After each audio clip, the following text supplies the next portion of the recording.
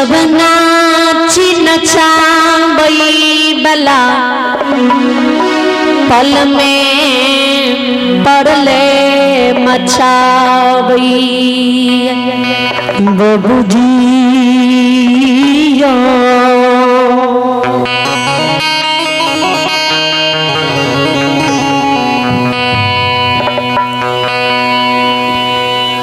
दिन दुगुना रात चगुना उजड़ल घड़ी बसा दिए बसाल घर की परमात्मा उजाड़ दिए।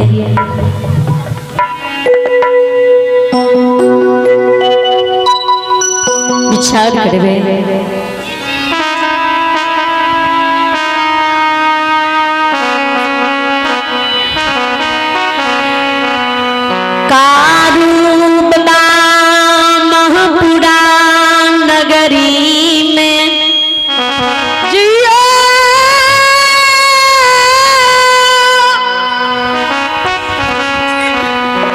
चार भैया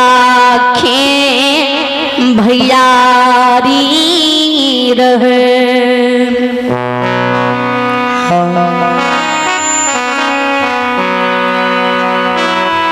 सबसे पैग महीना थी बबा रहे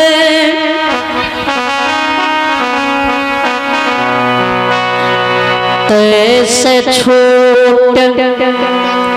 कारू बबाते से छोट साहेब खिढ़ेर तई से छोट लछन बबा बबूसा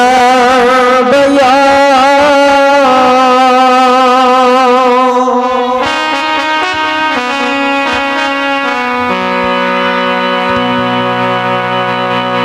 मोहनाथ खिरेर काशी में जाके पढ़ लिख के आचार्य बनले विद्वान बनले।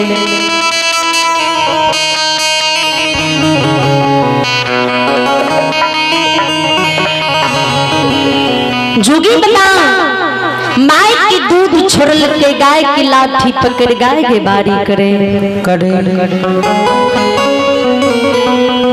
साहिब खिरेरे बालेपन उम्र में आए दुनिया को छोड़ के चले गए कारोबा के भक्ति प्यारा लक्षण बाबा बनले जे हर हमेशा लक्षण बाबा कारोबा के संग में भक्ति बन कर रहे जे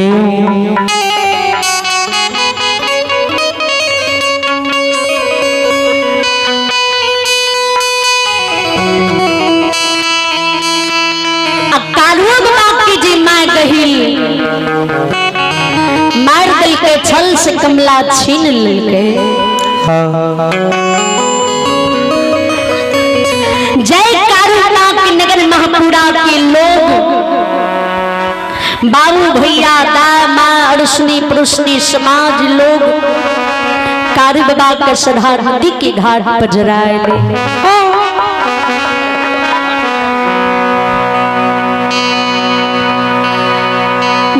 जोगी बाबा के सब से छुप लक्षण बाबा चोरा के सरहा नदी घाट पर सूरज के भीतरे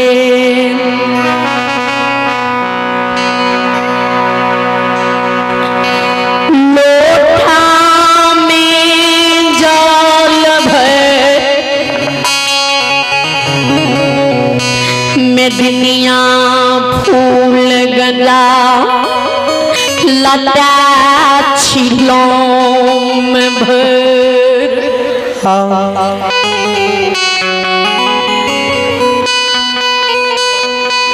विचार करवे जियो समाज के लोग की डर से मेहनत बाबा के डर से हे क्यों जे हमरा पूजा करे देखते नित्य कहते मेहनत की छोट भाई लक्षण भूत की पूजा करे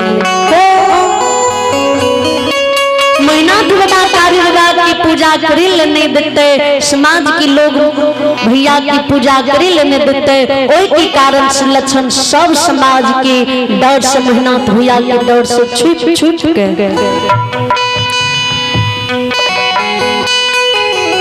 लोटा में जल भर में दुनिया धूल गंजा लटा चिलम में भर और सिंगा लाख गाय की दूध दूह के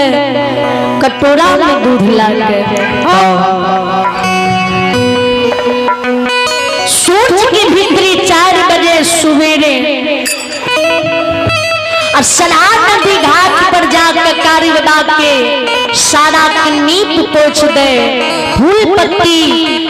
चढ़ा दे धूप धूमन जला दे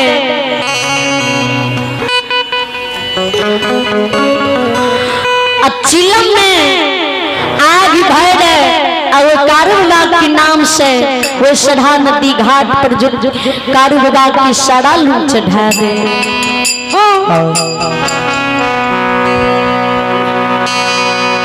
आयो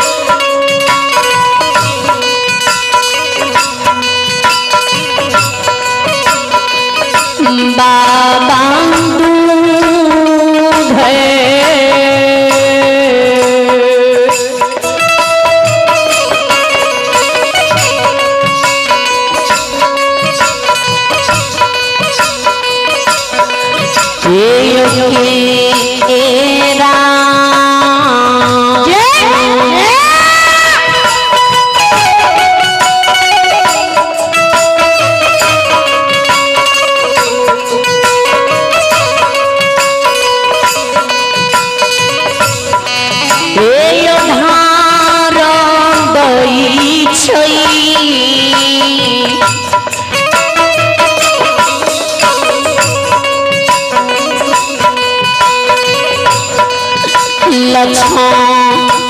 बाबा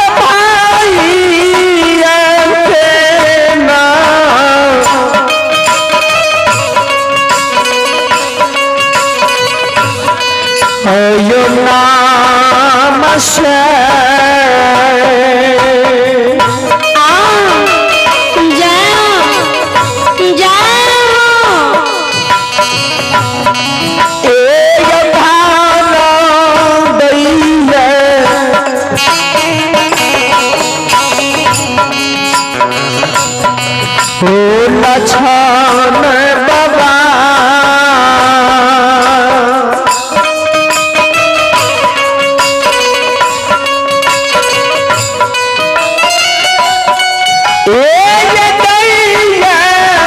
सारा हो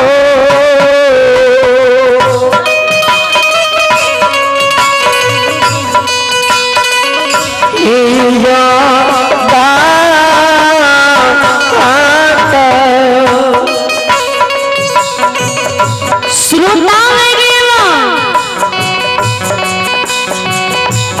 दूध की धार लक्षण बता जोगी बाबा के नाम से सदा नदी घाट पर जोगी बाबा के सारा पड़ते हैं। नित्य दिन पूजा भक्ति जोगी बाबा की लक्षण बना करे विचार करबे 30 दिन छोड़ के ते एक दिन सहियार की होई छे एक झूठ के छुपावे के लिए मानव 100 झूठ बोलैया लेकिन फिर भी वही मानव की झूठ की सच्चाई सबके सामने आ जाइए।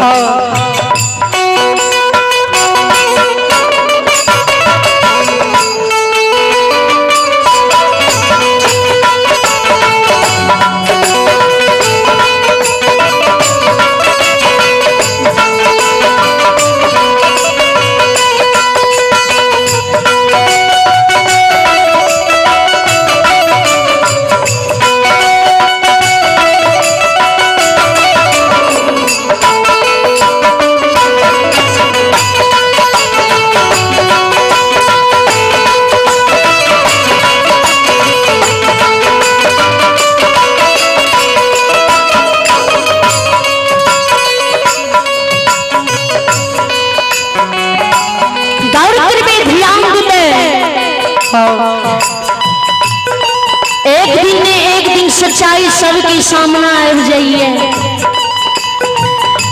लक्षण बना दी चुड़ा के कार्य बाबा की पूजा करे नगर महापुरा गान गाँव महिषी सिरबार बिजबार कि लोग राही मुसाफिर के बार भेसबार बात की बटो ही लक्षण बना के कार्य बाबा की पूजा करे देख ले धीरे धीरे समाज में वातावरण में फैल जाए। समाज के लोग बिचारे जे महिनाथ काशी में पढ़ लिख के विद्वान आचार्य बनले अब महापुरा में उच्च आसन पर बैठ के भागवत गीता के पाठ पढ़ाबैया बुद्धि विचार बांटैया और वो पूरे घर में भूत अधर्मी पलैया। आप दाढ़ी से धरो सुबोध पंजार ग्राम बसविटी उनकी ओर से भगवान दरबार में शारदा के साथ शानदार है 51 रुपए के दान आए हैं और अयाम है सुजीत कुमार उनके सुपुत्र हैं आयांश कुमार बिहड़ा के निवासी हैं उनकी ओर से शानदार 51 रुपए के दान आए हैं। जय हो दानी श्रद्धालु की जय हो उनकी समस्त परिवार की जय हो।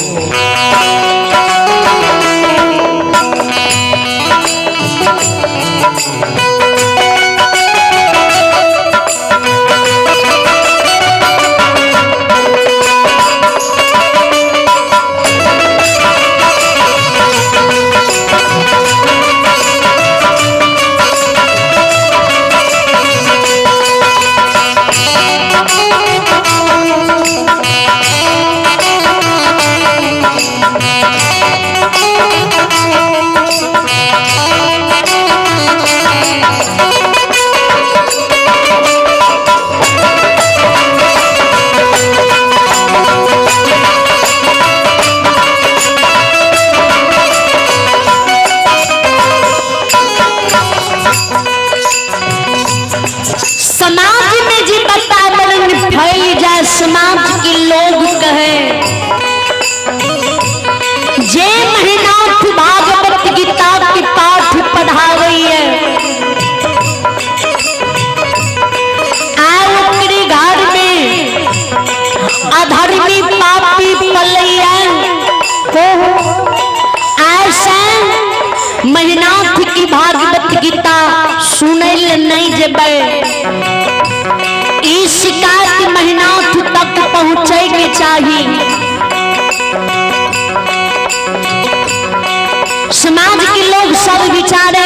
और सब समाज के लोग विचार ले और सब समाज अपना भवन से महिनाथ बाबा के नजदीक महापुरा के चल दे। चलिए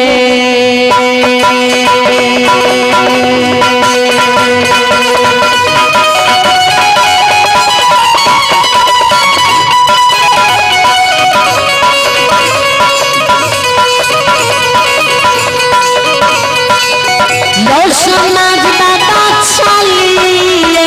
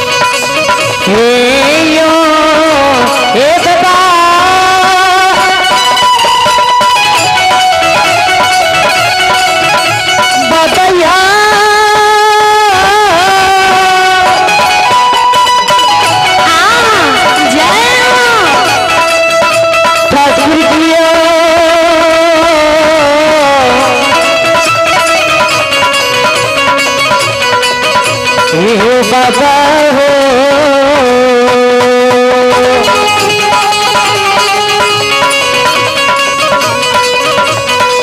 ये गोचे बाबा चली ये यो बोले यो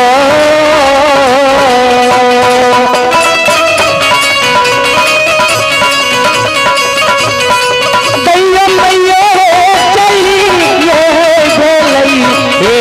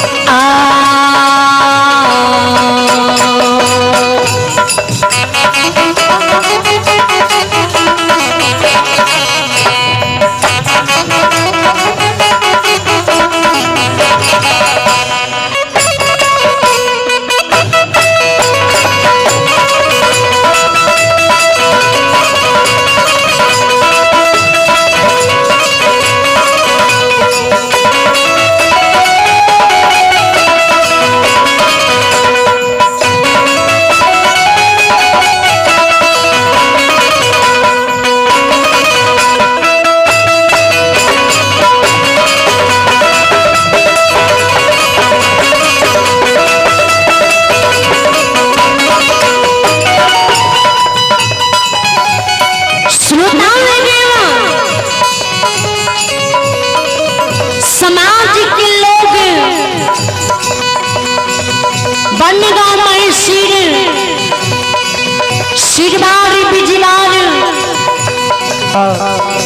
के समाज लोग शिकायत लक्ष्मण बाबा किल ने महापुरा नगरी महापुरा के समाजी महिनाथ बाबा की लग घड़ियों नहीं बीते पलक में झूमैया महिनाथ बाबा जी महापुरा में उच्च आसन लगा कर आसन पर बैसी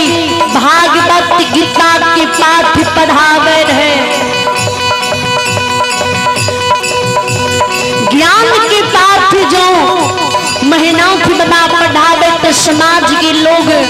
महीना की बाबा की लग में महपुरा नगरी में सभा लगा कर बैठ जाए और महीना की बाबा के भागवत गीता की ज्ञान ध्यान से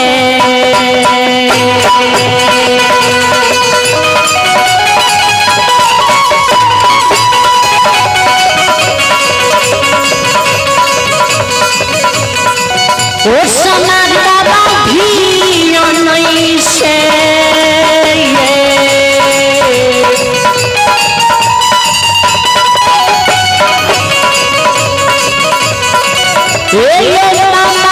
ध्यान से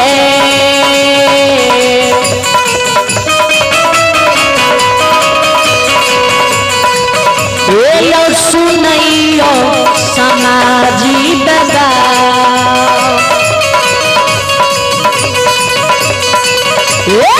सुनैया गीता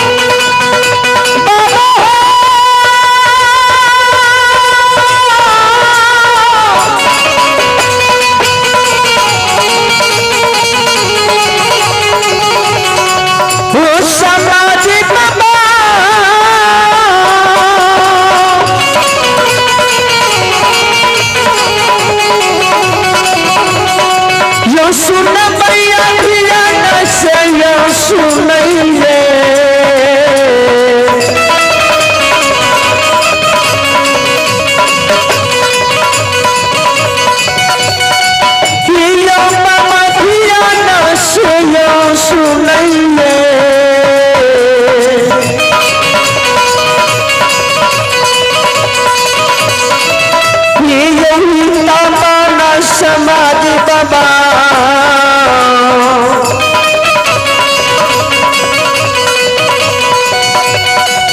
आय सुनय महीना खते